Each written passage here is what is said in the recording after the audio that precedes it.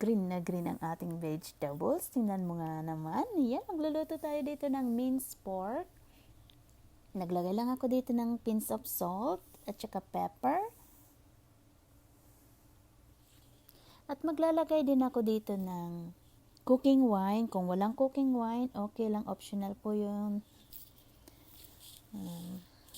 Yan po ang aking cooking wine. Any cooking wine. Kung wala, okay lang. Yan. Dahil sa Pilipinas, hindi naman uso ang ating cooking wine. Pantagay lang ang wine natin sa Pilipinas. O, diba? Halo lang natin mabuti. Yan. At ang ating vegetables, ito ang aking sikreto kung bakit green na green ang aking stir fry na minced pork with vegetables. Yan. Blanch po muna natin ang vegetables. Ayan, ito ang aking sikreto pag nagluluto ako ng gulay. I-blanch muna natin para ang texture or kaya kulay ng ating vegetables mananatiling berdeng-berde. O, diba? O, green na green. Dahil kung idediretso po natin igigisa yan, lutay-tay na po siya. Maano na malambot. At saka yung kulay, medyo brown. Yan. Hanguin lang natin at saka hiwa-hiwain ng maliit. Yan. Habang hinihiwa ko to, naiisip ko, kung gagawin din kaya natin ganyan yung patane. Patane ang tawag namin sa Pilipinas, yung sa probinsya namin sa Ilocos Sur. Yung lima beans sa English. I wonder kung pwede rin gawin ganyan kasi pag kinakain natin yung ano lang kinakain natin, yung buto niya, 'di ba? Oh. Matry nga pag-uwi sa Pilipinas kung pwede yung pwedeng igisa din ng ganyan 'yon. Diba? Tayo labukil na matisidsidan tayo. Oh, nag-Ilocano na. Oh. Ayan. Ayan, maggisa na tayo. Naglagay na ako ng mantika dito sa aking kawali. At ang aking bawang, gigisa lang natin. Oh, may sumama pa na isang chili, oh. Pero maglalagay na ako ng sili dyan. Dahil masarap pagka medyo maanghang. Kaya, ayan. Ayan, sili na yan. Hindi naman masyadong maanghang. Kaya, kayang-kaya naman ang anghang. Mga 3 piraso lang naman yung hiniwa ko dyan.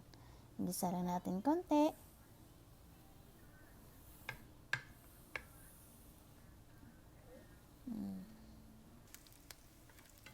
Yan.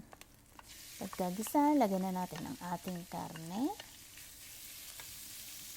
At ganun din, halo-haluin hanggang sa maluto ang ating karne. Gisa-gisa. Salamat po sa inyong panonood. At kung bago ka sa aking channel at di pa nag-subscribe, baka naman, pa-subscribe na rin po. Thank you po sa inyong panonood.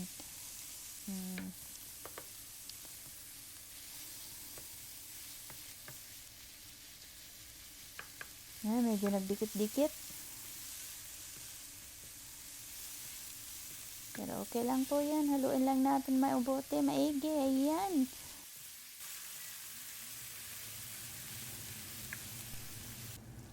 Ayan, lagay na natin ang ating gulay.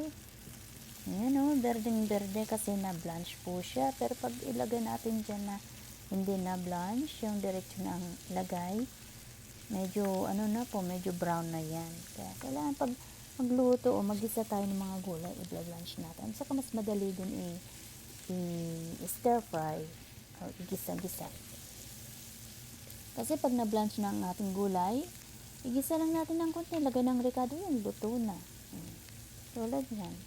Naglagay na ako ng oyster sauce. Pagkalagay ng oyster sauce, haluin na. At yan na. Tapos na.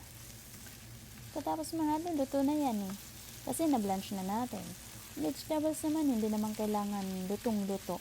Kailangan maging crunchy pa rin siya pag nagluto tayo ng vegetables. Pero minsan may mga lalo na po sa mga lola natin, lolo-lola natin, gusto nila yung malambot. Dahil mahirap daw nguyain pag matigas.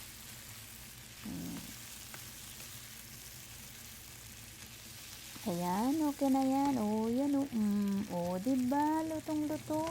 Pero green na green pa rin ang vegetables na nilagay natin. Ayan oh.